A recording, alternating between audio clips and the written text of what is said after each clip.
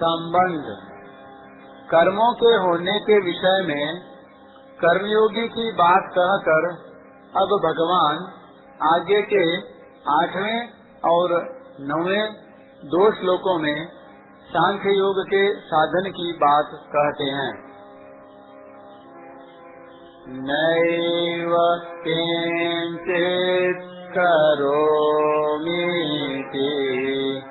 योक्तो मान्येत तत्त्वे पश्यान् शृण्वान् तेषां जिघ्रान् नाश्नान् गच्छान् स्वपान् स्वसान् प्रलापान् विसृजान् गृह्णान् नोन्मिषान् निमिषान्नपि इन्द्रियाणीन्द्रियार्थेषु वर्तान्त इति धारयन्।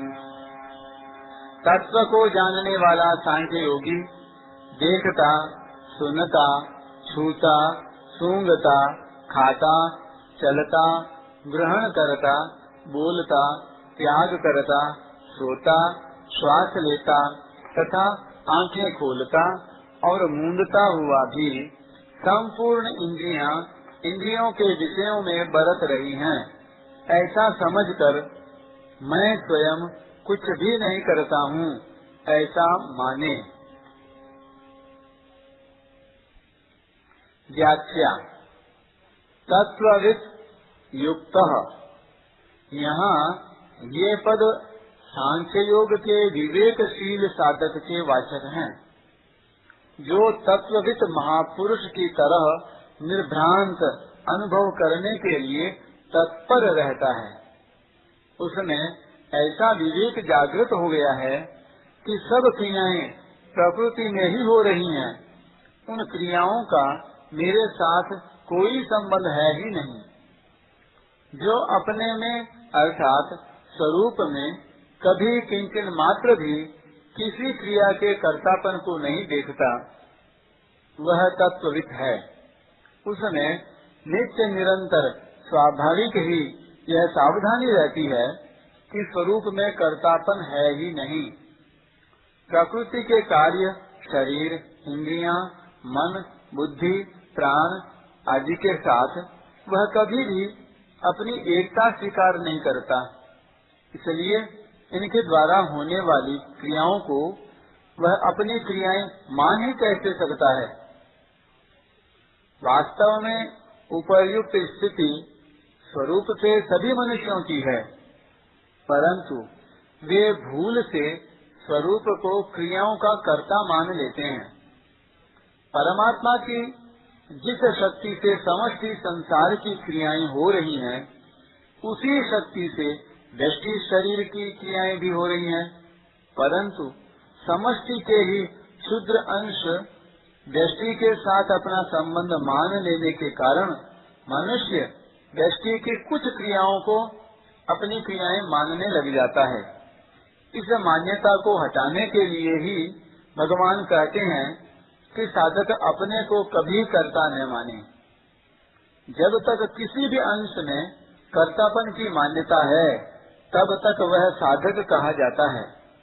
जब अपने में कर्तापन की मान्यता का सर्वथा अभाव होकर अपने स्वरूप का अनुभव हो जाता है, तब वह तत्ववित् महापुरुष कहा जाता है। जैसे स्वप्न से जगने पर मनुष्य का स्वप्न से बिल्कुल संबंध नहीं रहता, ऐसे ही तत्ववित् महापुरुष का शरीर आदि से होने वाली क्रियाओं से बिल्कुल संबंध कर्तापन नहीं रहता। यहाँ तत्ववित् वही है जो प्रकृति और पुरुष के विभाग को अर्थात गुण और क्रिया सब प्रकृति में है, प्रकृति से अतीत तत्व में गुण और क्रिया नहीं है, इसको ठीक ठीक जानता है। प्रकृति से अतीत निर्विकार तत्व तो सबका प्रकाशक और आधार है। सबका प्रकाशक होता हुआ भी वह प्रकाश्य के अंतर्गत ओतप्रोत है। प्रकाश्य यानी शरीर आदि में घुला मिला रहने पर भी प्रकाशक प्रकाशक ही है और प्रकाश्य प्रकाश्य ही है। ऐसे ही वह सबका आधार होता हुआ भी सबके आधेय के कण कण में व्याप्त है, पर वह कभी आधेय नहीं होता। कारण कि जो प्रकाशक और आधार है उसमें करना और होना नहीं है। करना और होना रूप परिवर्तन तो प्रकाश्य अथवा आधेय में ही है।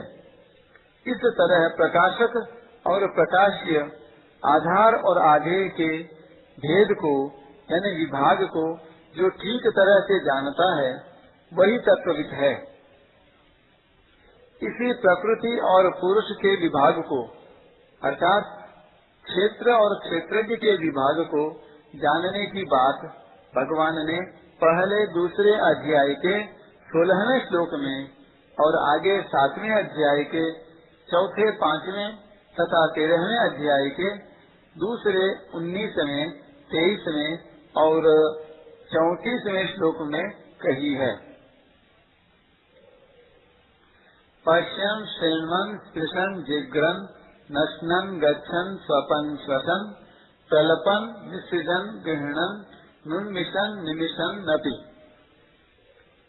यहाँ देखना, सुनना, स्पर्श करना, सूंघना और खाना ये पांचों क्रियाएं क्रमशः नेत्र, श्रोत्र, त्वचा, घ्राण और रसना इन 5 ज्ञानेंद्रियों की हैं।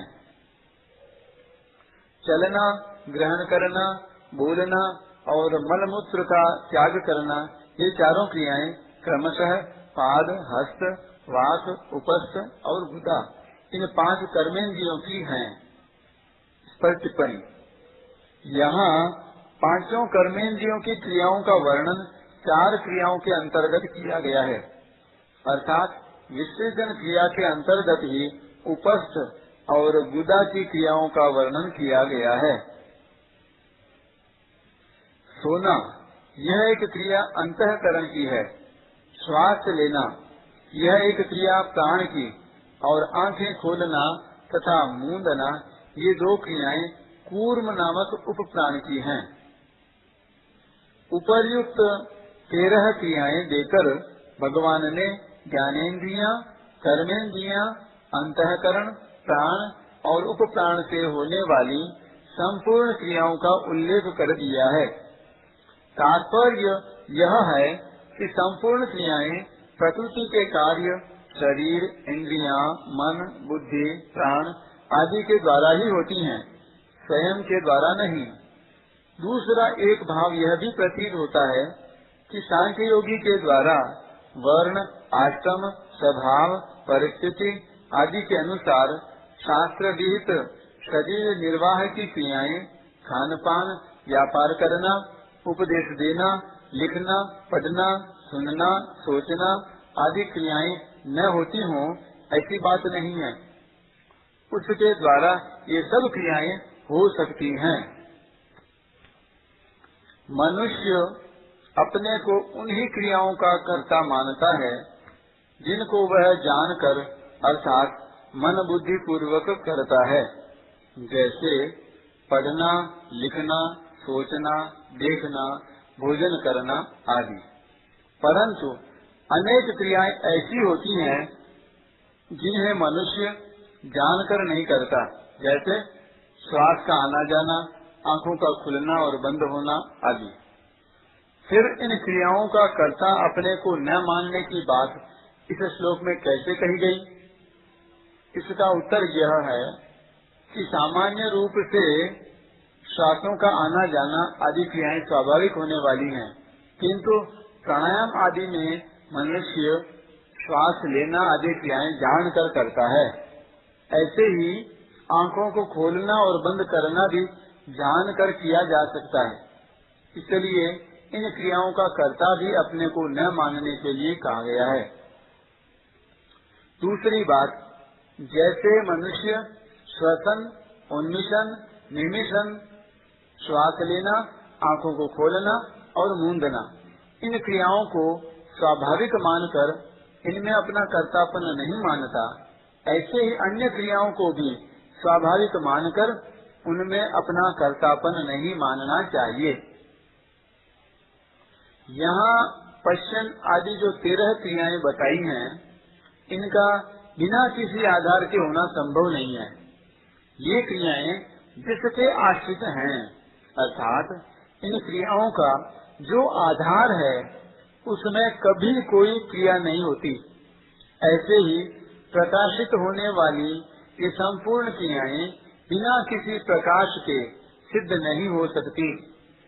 जिस प्रकाश से ये क्रियाएं प्रकाशित होती हैं, जिस प्रकाश के अंतर्गत होती हैं, उस प्रकाश में कभी कोई क्रिया हुई नहीं, होती नहीं, होगी नहीं, हो सकती नहीं और होनी संभव भी नहीं।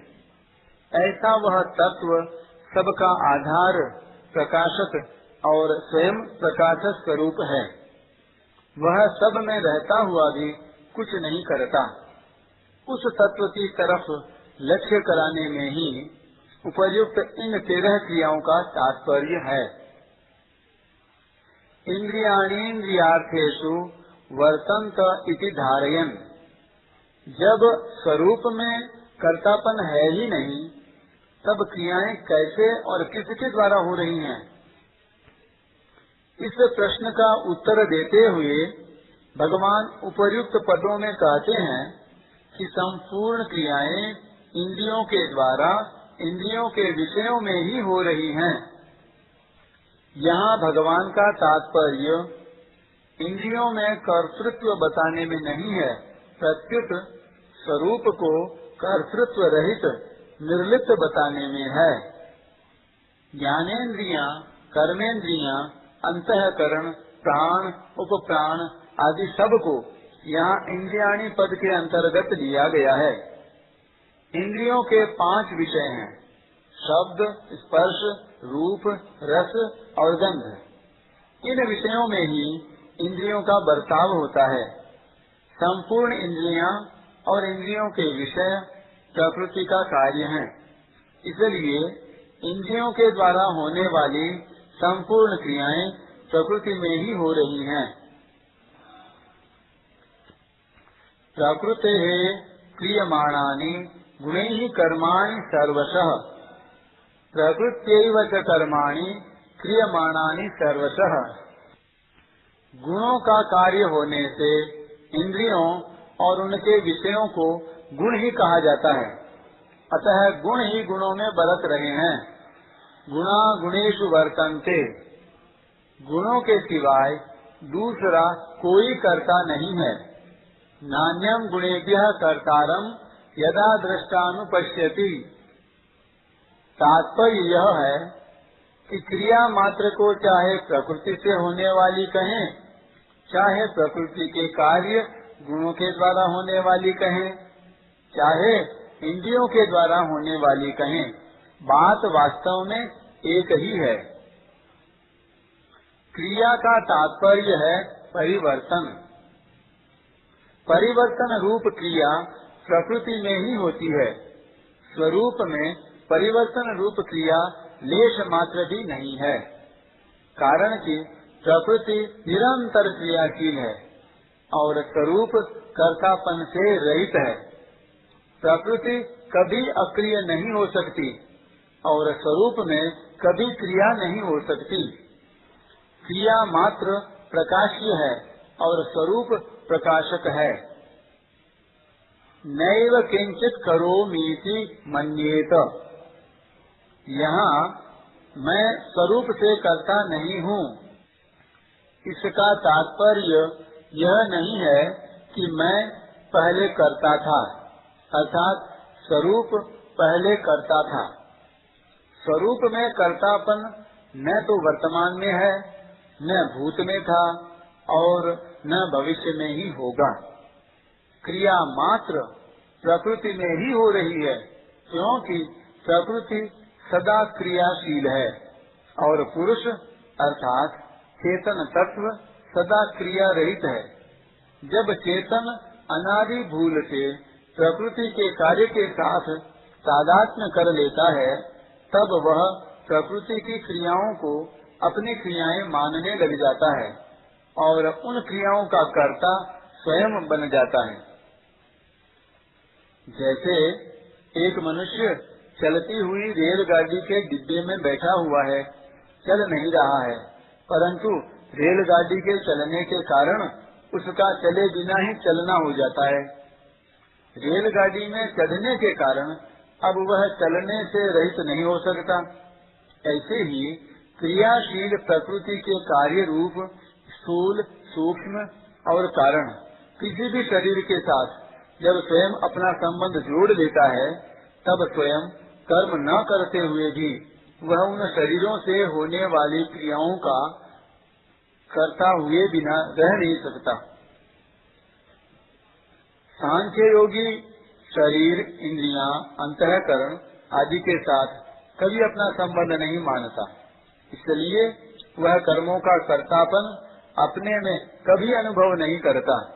जैसे शरीर का बालक से युवा होना, बालों का काले से सफेद होना, खाए हुए अन्न का पचना, शरीर का सबल अथवा निर्बल होना आदि क्रियाएं स्वाभाविक अपने आप होती हैं। ऐसे ही दूसरी संपूर्ण क्रियाओं को भी सांख्य योगी स्वाभाविक होने वाली अनुभव करता है।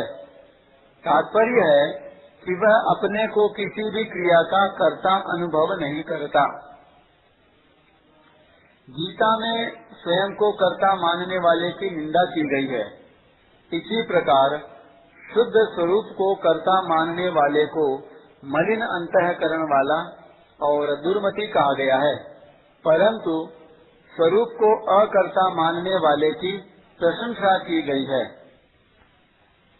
एव पद देने का तात्पर्य है कि साधक कभी किंचन मात्र भी अपने में कर्तापन की मान्यता न करे, अर्थात कभी किसी भी अंश में अपने को किसी कर्म का कर्ता न माने।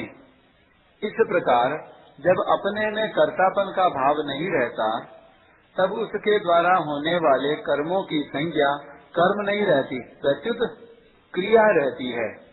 उन्हें चेष्टा मात्र कहा जाता है। इसी लक्ष्य से तीसरे अध्याय के 33वें श्लोक में ज्ञानी महापुरुष से होने वाली क्रिया को श्रेष्ठते पद से कहा गया है। यहाँ एव पद देने का दूसरा तात्पर्य यह है कि स्वयं का शरीर के साथ तादात्म्य होने पर भी, शरीर के साथ कितना ही घुल मिल जाने पर भी और अपने को मैं करता हूँ ऐसे मान लेने पर भी स्वयं में कभी कर्तृत्व आता ही नहीं और न कभी आ ही सकता है। किंतु प्रकृति के साथ तादात्म्य करके यह स्वयं अपने में कर्तृत्व मान लेता है, क्योंकि इसमें मानने और न मानने की सामर्थ्य है, स्वतंत्रता है। इसलिए यह अपने को कर्ता भी मान लेता है और जब यह अपनी तरफ देखता है तो अकर्तापन भी इसके अनुभव में आता है। ये दोनों बातें अपने में कर्तृत्व मानना और न मानना होने पर भी स्वयं में कभी कर्तृत्व आता ही नहीं। 13वें अध्याय के 31वें श्लोक में भगवान ने कहा है, शरीर में रहता हुआ भी वह न करता है और न लिप्त ही होता है। भोक्ता तो प्रकृतिस्थ पुरुष ही बनता है।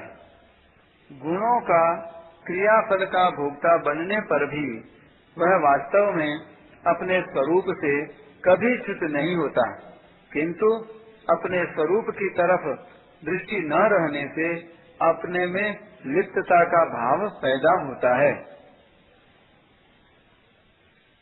यद्यपि पुरुष स्वयं स्वरूप से निर्लिप्त है, उसमें भोक्तापन है नहीं, हो सकता नहीं, तथापि सुख दुख का भोक्ता तो स्वयं पुरुष चेतन ही बनता है, अर्थात सुखी दुखी तो स्वयं पुरुष चेतन ही होता है, जड़ नहीं।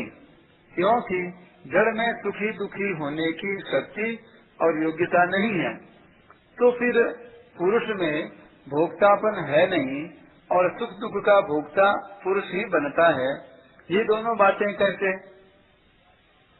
भोग के समय जो भोगाकार सुख दुखाकार वृत्ति बनती है वह तो प्रकृति की होती है और प्रकृति में ही होती है, परंतु उस वृत्ति के साथ तादात्म्य होने से सुखी दुखी होना, अर्थात मैं सुखी हूँ मैं दुखी हूँ, ऐसी मान्यता अपने में स्वयं पुरुष ही करता है। कारण कि यह मानना पुरुष के बिना नहीं होता, अर्थात यह मानना पुरुष में ही हो सकता है, जड़ में नहीं। इस दृष्टि से पुरुष भोक्ता कहा गया है। सुखी दुखी होना अपने में मानने पर भी, अर्थात सुख के समय सुखी और दुख के समय दुखी, ऐसी मान्यता अपने में करने पर भी पुरुष स्वयं अपने स्वरूप से निर्लिप्त और सुख दुख का प्रकाशक मात्र ही रहता है। इस दृष्टि से पुरुष में भोक्तापन है नहीं और हो सकता ही नहीं, कारण कि एक देशीयपन से ही भोक्तापन होता है और एक देशीयपन अहंकार से होता है। अहंकार प्रकृति का कार्य है और प्रकृति जड़ है, अतः उसका कार्य भी जड़ ही होता है, अर्थात भोक्तापन भी जड़ ही होता है। इसलिए भोक्तापन पुरुष में चेतन में नहीं है। अगर यह पुरुष सुख के समय सुखी और दुख के समय दुखी होता तो इसका स्वरूप परिवर्तनशील ही होता, क्योंकि सुख का भी आरंभ और अंत होता है तथा दुख का भी आरंभ और अंत होता है। ऐसे ही यह पुरुष भी आरंभ और अंत वाला हो जाता, जो कि सर्वथा अनुचित है। कारण कि गीता ने इसको अक्षर, अव्यय और निर्लिप्त कहा है और तत्वज्ञ पुरुषों ने इसका स्वरूप एक रस एक रूप माना है। अगर इस पुरुष को सुख के समय सुखी और दुख के समय दुखी होने वाला ही माने तो फिर पुरुष सदा एक रस एक रूप रहता है, ऐसा कैसे कर सकते हैं?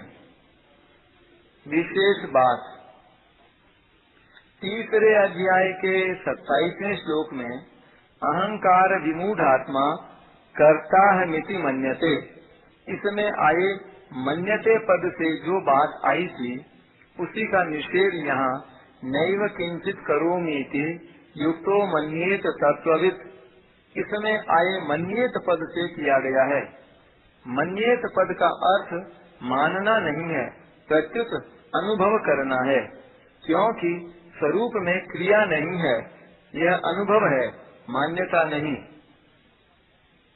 कर्म करते समय अथवा न करते समय दोनों अवस्थाओं में स्वरूप में अकर्तापन ज्यों का त्यों है। इसलिए तत्वविद पुरुष यह अनुभव करता है कि कर्म करते समय भी मैं वही था और कर्म न करते समय भी मैं वही रहा। अतः कर्म करने अथवा न करने से अपने स्वरूप में अर्थात अपनी सत्ता में क्या फर्क पड़ा, अर्थात स्वरूप तो अकर्ता ही रहा। इस प्रकार प्रकृति के परिवर्तन का ज्ञान अनुभव तो सबको होता है, पर अपने स्वरूप के परिवर्तन का ज्ञान किसी को नहीं होता। स्वरूप संपूर्ण क्रियाओं का निर्लिप्त रूप से आश्रय, आधार और प्रकाशक है। उसमें कभी किंचन मात्र भी परिवर्तन की संभावना नहीं है। स्वरूप में कभी अभाव नहीं होता। जब वह प्रकृति के साथ राग से तादात्म्य मान लेता है तब उसे अपने में अभाव प्रतीत होने लग जाता है। उस अभाव की पूर्ति के लिए वह पदार्थों की कामना करने लग जाता है। कामना की पूर्ति के लिए उसमें कर्तापन आ जाता है, क्योंकि कामना हुए बिना स्वरूप में कर्तापन नहीं आता। प्रकृति से संबंध के बिना स्वयं कोई क्रिया नहीं कर सकता, कारण कि जिन करणों से कर्म होते हैं वे करण प्रकृति के ही हैं। कर्ता करण के अधीन होता है। जैसे कितना ही योग्य सुनार क्यों न हो, पर वह अहरन हथौड़ा आदि औजारों के बिना कार्य नहीं कर सकता। ऐसे ही कर्ता करणों के बिना कोई क्रिया नहीं कर सकता। इस प्रकार योग्यता, सामर्थ्य और करण ये तीनों प्रकृति में ही हैं और प्रकृति के संबंध से ही अपने में प्रतीत होते हैं। ये तीनों घटते बढ़ते हैं और स्वरूप सदा ज्यों का त्यों रहता है। अतः इनका स्वरूप से संबंध है ही नहीं। कर्तापन प्रकृति के संबंध से है, इसलिए अपने को कर्ता मानना पर धर्म है। स्वरूप में कर्तापन नहीं है, इसलिए अपने को अकर्ता मानना स्वधर्म है। जैसे ब्राह्मण अपने ब्राह्मणपन में अर्थात मैं ब्राह्मण हूँ इसमें निरंतर स्थित रहता है, ऐसे ही तत्वविद अपने अकर्तापन में अर्थात स्वधर्म में निरंतर स्थित रहता है। यही नैव किंचित करोमीति युक्तो मन्येत तत्वविद पदों का भाव है। परिशिष्ट भाव। विवेकशील ज्ञान योगी पहले ज्ञानेन्द्रियां, कर्मेंद्रियां, अंतःकरण तथा प्राणों से होने वाली क्रियाओं को करते हुए भी मैं स्वयं कुछ भी नहीं करता हूँ ऐसा मानता है। फिर उसको ऐसा अनुभव हो जाता है, वास्तव में जिनमें सत्ता मात्र में न करना है न होना है। स्थूल, सूक्ष्म और कारण शरीर में होने वाली संपूर्ण क्रियाएं प्रकृति में ही होती हैं, स्वयं में नहीं। अतः स्वयं का किसी भी क्रिया से किंचन मात्र भी संबंध नहीं है। अविवेक पूर्वक अहम को अपना स्वरूप मानने से जो अहंकार विमूढ़ात्मा हो गया था, वही विवेक पूर्वक अपने को अहम से अलग अनुभव करने पर तत्वविद हो जाता है, अर्थात उसमें कर्तृत्व नहीं रहता। वह निरंतर चिन्मय तत्व में ही स्थित रहता है। अहंकार से मोहित होकर स्वयं ने भूल से अपने को कर्ता मान लिया तो वह कर्मों से तथा उनके फलों से बंध गया और 84 लाख योनियों में चला गया। अब अगर वह अपने को अहम से अलग माने और अपने को कर्ता न माने, अर्थात स्वयं वास्तव में जैसा है वैसा ही अनुभव कर ले, तो उसके तत्ववित होने में, मुक्त होने में आश्चर्य ही क्या है। तात्पर्य है कि जो असत्य है वह भी जब सत्य मान लेने से सत्य दिखने लग गया, तो फिर जो वास्तव में सत्य है उसको मान लेने पर वह वैसा ही दिखने लग जाए तो इसमें क्या आश्चर्य है। वास्तव में स्वयं जिस समय अपने को कर्ता भोक्ता मानता है, उस समय भी वह कर्ता भोक्ता नहीं है। शरीरस्थोपि कौन्तेय न करोति न लिप्यते। कारण कि अपना स्वरूप सत्ता मात्र है, सत्ता में अहम नहीं है और अहम की सत्ता नहीं है। अतः मैं करता हूँ यह मान्यता कितनी ही दृढ़ हो, है तो भूल ही। भूल को भूल मानते ही भूल मिट जाती है, यह नियम है। किसी गुफा में सैकड़ों वर्षों से अंधकार हो तो प्रकाश करते ही वह तत्काल मिट जाता है। उसके मिटने में अनेक वर्ष महीने नहीं लगते। इसलिए साधक दृढ़ता से यह मान ले कि मैं कर्ता नहीं हूँ। फिर यह मान्यता मान्यता रूप से नहीं रहेगी, प्रत्युत अनुभव में परिणत हो जाएगी। जड़ चेतन का तादात्म्य होने से मैं का प्रयोग जड़ तादात्म्य रूप अहम के लिए भी होता है और चेतन स्वरूप के लिए भी होता है। जैसे मैं करता हूँ, इसमें जड़ की तरफ दृष्टि है और मैं करता नहीं हूँ, इसमें जड़ का निषेध होने से चेतन की तरफ दृष्टि है। जिसकी दृष्टि जड़ की तरफ है, अर्थात जो अहम को अपना स्वरूप मानता है, वह अहंकार विमूढ़ आत्मा है। और जिसकी दृष्टि चेतन अहम रहित स्वरूप की तरफ है, वह तत्ववित् है। जब साधक वर्तमान में मैं स्वयं कुछ भी नहीं करता हूँ, इस प्रकार स्वयं को अकर्ता अनुभव करने की चेष्टा करता है, तब उसके सामने एक बड़ी समस्या आती है। जब उसको भूतकाल में किए हुए अच्छे कर्मों की याद आती है, तब वह प्रसन्न हो जाता है कि मैंने बहुत अच्छा काम किया, बहुत ठीक किया। और जब उसको निषिद्ध कर्मों की याद आती है, तब वह दुखी हो जाता है कि मैंने बहुत बुरा काम किया, बहुत गलती की। इस प्रकार भूतकाल में किए गए कर्मों के संस्कार उसको सुखी दुखी करते हैं। इस विषय में एक मार्मिक बात है। स्वरूप में कर्तापन न तो वर्तमान में है, न भूतकाल में था और न भविष्य में ही होगा। अतः साधक को यह देखना चाहिए कि जैसे वर्तमान में स्वयं अकर्ता है, ऐसे ही भूतकाल में भी स्वयं अकर्ता ही था। कारण कि वर्तमान ही भूतकाल में गया है। स्वरूप सत्ता मात्र है और सत्ता मात्र में कोई कर्म करना बनता ही नहीं। कर्म केवल अहंकार से मोहित अंतःकरण वाले अज्ञानी मनुष्य के द्वारा ही होते हैं।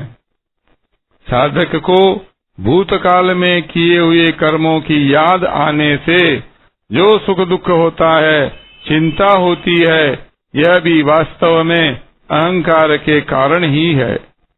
वर्तमान में अहंकार विमूढ़ आत्मा होकर, अर्थात अहंकार के साथ अपना संबंध मानकर ही साधक सुखी दुखी होता है। स्थूल दृष्टि से देखें तो जैसे अभी भूतकाल का भाव है, ऐसे ही भूतकाल में किए गए कर्मों का भी अभी प्रत्यक्ष अभाव है। सूक्ष्म दृष्टि से देखें तो जैसे भूतकाल में वर्तमान का अभाव था, ऐसे ही भूतकाल का भी अभाव था। इसी तरह वर्तमान में जैसे भूतकाल का अभाव है, ऐसे ही वर्तमान का भी अभाव है। परंतु सत्ता का नित्य निरंतर भाव है। तात्पर्य है कि सत्ता मात्र में भूत, भविष्य और वर्तमान तीनों का ही सर्वथा अभाव है। सत्ता काल से अतीत है, अतः वह किसी भी काल में कर्ता नहीं है।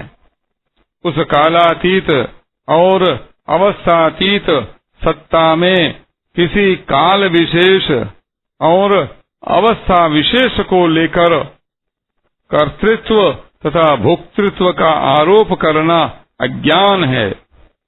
अतः भूतकाल में किए गए कर्मों की स्मृति अहंकार विमूढ़ात्मा की स्मृति है, तत्वविद की नहीं।